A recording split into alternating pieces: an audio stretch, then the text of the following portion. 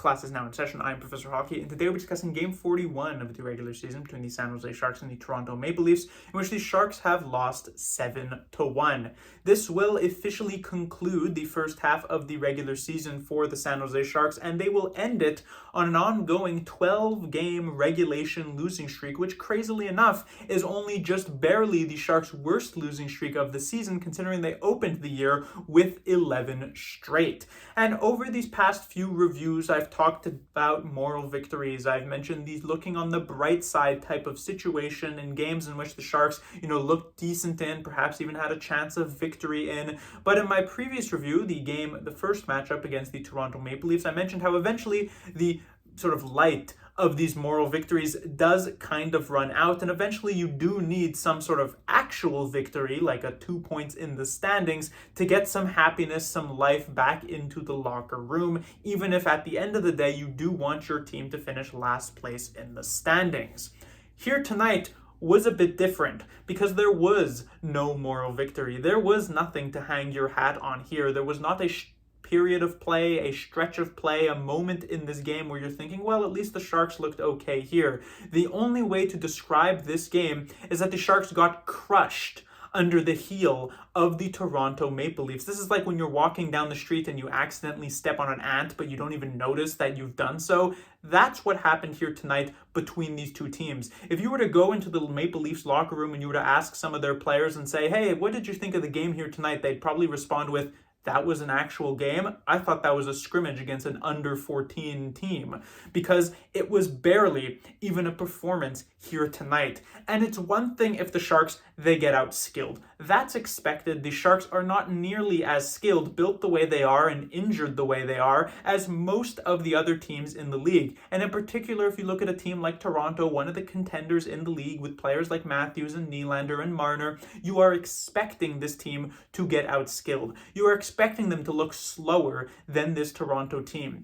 But what you don't want to see is the Sharks get as much outworked and outbattled as they did here tonight, because when it comes to that part of the game, that is a question of strength, and even more so, a question of will. That is a player who heads into a battle along the boards, and the Maple Leafs just wanted it more each and every time, it felt like, here tonight. The Sharks were just losing pretty much 80%, if not more, of the battles that they took. And this is what leads to the extended zone time for the Toronto Maple Leafs here tonight, as they more than doubled up on offensive zone time from the San Jose Sharks, because it is not strictly because they're so much better, their league's better, which is still technically the case, but more so that they're just working harder. Even the lower lines for the Toronto Maple Leafs, they're so top heavy with the amount of money that they pay their best players that their bottom six isn't necessarily all that competitive. And yet they were still significantly better than the San Jose Sharks, whether it was first line through fourth line, because they wanted to win this game much more so than the Sharks did.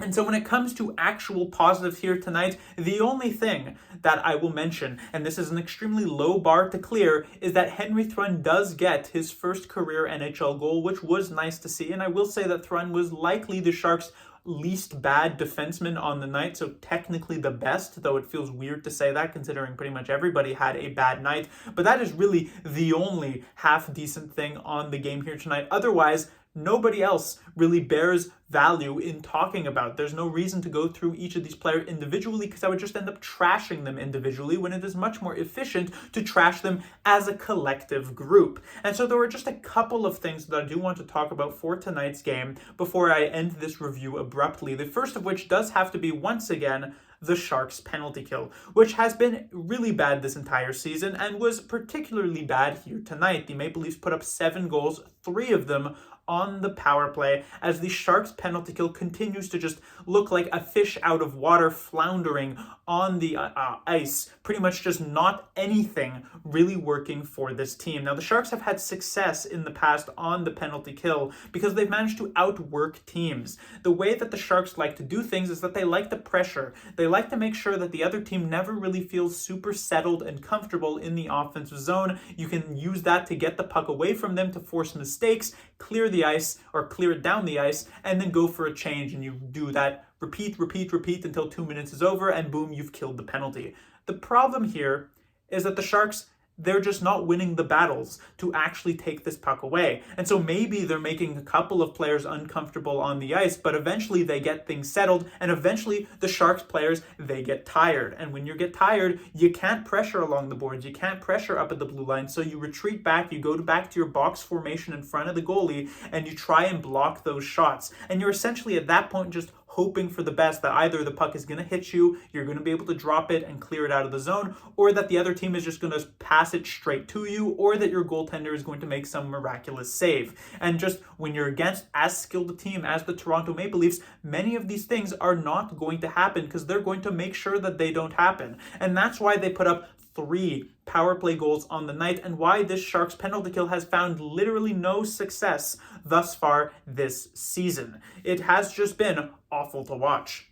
The other point that I want to talk about is a coaching situation. Not the first time this season that I've mentioned this, and not the first time I've mentioned it in regards to this very same player, and that of course has to do with William Eklund. It is not a comment of whether he played poorly or whether he played well this game, but more so how he ends up getting treated in this one. At the end of the first period, it was quite clear that none of these players had played particularly well. Nobody's going to be arguing that one. Heading into the second period, 2 players end up seeing the bench. Mike Hoffman, pretty irrelevant, not going to have any qualms there. But the other is William Eklund. And it would be one thing if Eklund had made some sort of very egregious mistake in the first period that led to a goal against, and so you're saying, oh, I'm gonna bench this guy for a few minutes to send him a message. I didn't really see any of that. In fact, if there was one player who you would think, because of that very reasoning, would deserve a bench, it would actually be Fabian Zetterlund. For those who have watched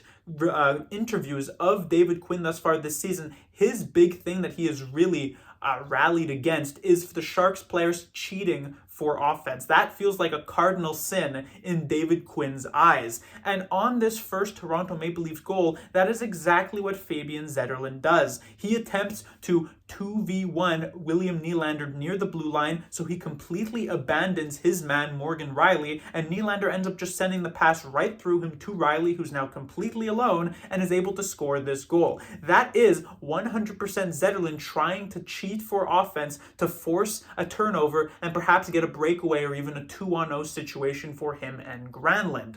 That's the type of play that you would think that David Quinn would go for a bench, especially since Zetterlund is also a pretty young forward, just coming off of his rookie season last year. And yet it is Eklund who ends up riding the bench at the beginning of the second period, pretty much inexplicably. Now, I have seen some reasonings when it comes to why Eklund would get benched over other players, and that primarily boils down to the fact that Eklund, in 3 to 5 years is still going to be a big part of the San Jose Sharks, while players like Duclair, Barabanov, Granlund, Kynan, all of these guys are likely to not even be with the organization in 3 years' time. And so you're trying to drill good habits into a player like Eklund while everybody else is essentially irrelevant in the grand scheme of things, in the grand master plan for Mike Grier. And technically there is a morsel of truth and logic in that, because all of those things are true. However, you also have to look at this situation from William Eklund's perspective as a human being with emotions and with competitive drive and everything of this nature. Put yourself in Eklund's perspective at the end of the first period. You know you haven't played your best hockey. You know you haven't played particularly well, not just in this game, but perhaps in even some of the previous games as well. And you're looking to perhaps try and turn things around as you head into the second period. But instead, David Quinn comes to you and says, hey, you know what, bud? You're going to be riding the bench for the first 10 minutes. And so you sit there, you're stewing on how, oh, wow, I can't believe I'm not getting play time as an NHL player who is extremely hyper-competitive to have been able to even make it to this level. You want to be on the ice as much as possible. And so you sit there and you watch players like Luke Kunin and players like Ryan Carpenter and Alex Barabanov get sent over the bench for shift after shift when these players haven't done much of anything for the entirety of this season, while you're stuck here on the bench not playing for a good 10 minutes time. It doesn't really feel good, and it kind of lets your frustration boil pretty significantly.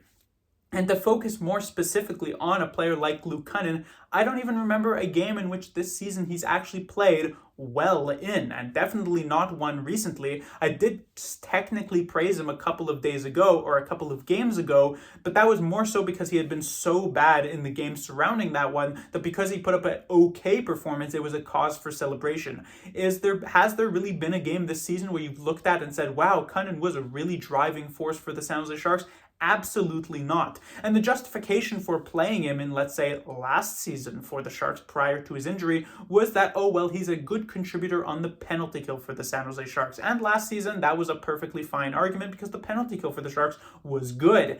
This season, it's not. And so if you were going to attribute some of his contributions to that penalty kill last year, you have to do the same this year and say, well, he was a big liability now for the Sharks. So he's doing nothing at 5-on-5, he's doing nothing on the penalty kill, and yet he's getting pretty consistent minutes for this team. Sure, Eklund does still finish with more ice time than Kunin, but it's only by about a 20-second margin. It should be by closer to about a 3 to 4 minute margin.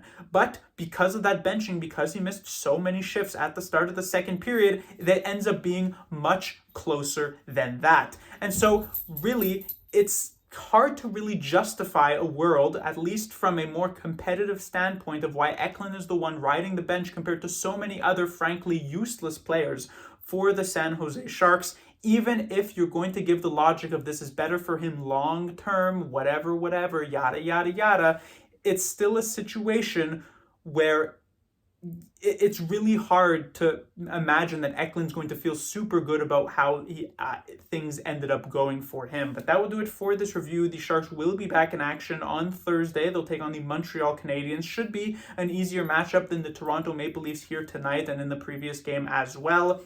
And we'll see if the Sharks will either go to the 13 losing streak or lucky number 13, or if they can finally get a win. They have historic success against the Montreal Canadiens, so it's technically possible. Class dismissed.